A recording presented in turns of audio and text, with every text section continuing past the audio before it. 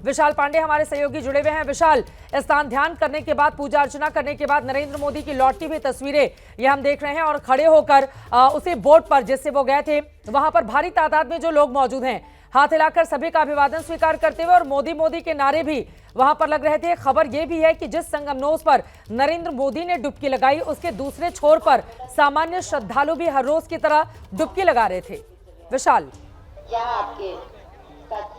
अब बिल्कुल चित्रा, आपने बिल्कुल सही कहा और प्रधानमंत्री नरेंद्र मोदी का यही अंदाज उन्हें दूसरे नेताओं से बिल्कुल अलग बनाता है। और प्रधानमंत्री नरेंद्र मोदी संगम नोस पर जहां डुबकी लगा रहे थे, वहां से महज 100 मीटर की दूरी पर ही लाखों की संख्या में श्रद्धालु संगम स्नान कर रहे थे। तो यह दिखाता है कि पीएम मोदी इस बात का बहुत खास ध्यान रखते हैं कि उनके दौरे के चलते आम श्रद्धालुओं को कोई दिक्कत ना हो, इसीलिए वो महाकुंभ मेला क्षेत्र के मेन रास्ते से नहीं आए, वो अरैल हेलीपैड पर उतरे और वहां से एक बोट के जरिए संगम नोस पहुंचे ताकि आम श्रद्धालुओं के रास्ते में ट्रैफिक में कोई बाधा ना आए। इसका खास ख्याल प्रधानमंत्री की तरफ से रखा गया। और एक खास बात यह भी रही कि इस दौरान रास्ते में जो भी श्रद्धालु उन्हें नजर आए अरैल की तरफ, जो वहां पर रुके हुए थे, पीएम मोदी ने उनका अभिवादन भी स्वीकार किया। संगम की तरफ भी अपनी बोट उन्होंने थोड़ी आगे बढ़ाई थी ताकि श्रद्धालुओं से का अभिवादन वो स्वीकार कर पाए। कुल मिलाकर आप ये कह सकती हैं कि पीएम मोदी ने आज आस्था की डुबकी के साथ साथ यहां से एक संदेश दिया है कि जो सनातन परंपरा है, जो सनातन धर्म है, उसको आगे बढ़ाने का उनका काम इसी तरह से जारी रहेगा। और एक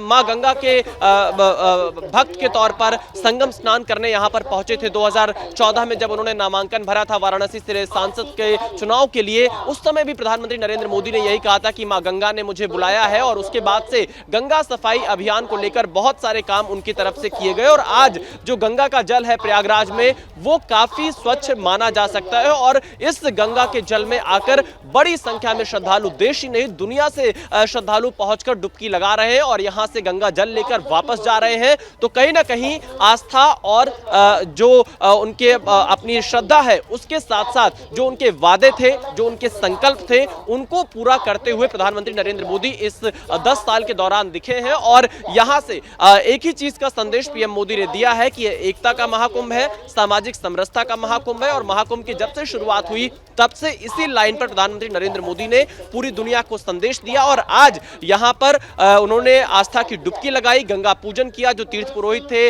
मंत्रोच्चारण के साथ उन्होंने गंगा पूजन कराया। और उसके बाद पीएम मोदी यहां से सीधे अब प्रयागराज एयरपोर्ट के लिए रवाना हो गए, जहां से वो दिल्ली जाएंगे। जाहिर तौर पर आज जब संगम में प्रधानमंत्री मोदी डुबकी लगा रहे थे तो दिल्ली में विधानसभा का चुनाव चल रहा है, मिल्कीपुर में उत्तर प्रदेश में विधानसभा का उपचुनाव चल रहा है। तो सियासी दल इस पर सवाल खड़े कर रहे हैं। लेकिन अगर हम टाइमिंग को भी देखें चित्रा, तो 3 फरवरी से पहले प्रधानमंत्री नरेंद्र मोदी महाकुंभ नहीं आ सकते थे, क्योंकि 3 फरवरी को बसंत पंचमी का आखिरी शाही स्नान था और शाही स्नान के मौके पर कोई भी वीआईपी महाकुंभ में नहीं आता है। और आज का अगर हम दिन देखें तो 5 तारीख ही उनके पास एक ऐसा खास दिन बचता था जब वो डुबकी लगा सकते थे, क्योंकि 9 के बाद उनको लगातार 2 देशों के दौरे पर जाना है और उसके 14-15 तक वापस आएंगे। तो कहीं ना कहीं समय को अगर हम देखें तो ये पीएम के लिए सबसे बेस्ट समय था। हालांकि इस पर सियासत जरूर विपक्षी दल कर रहे हैं, लेकिन आज उन्होंने संगम में अपनी डुबकी लगाई है। वो तस्वीरें भी सामने आई, रुद्राक्ष की माला उनके हाथ में रही। और क्योंकि श्रद्धालुओं को ज्यादा दिक्कत ना हो, इसलिए प्रधानमंत्री नरेंद्र मोदी ने महज आधे घंटे का अपना यह पूरा कार्यक्रम रखा था।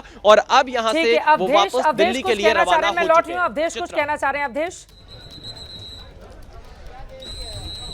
बिल्कुल, देखिए चित्रा जी, हम उसी जेट्टी पर आ गए हैं जिसपे प्रधानमंत्री संगम स्नान के लिए गए थे, और यही वो बोट है जिससे प्रधानमंत्री संगम स्नान करने के लिए गए।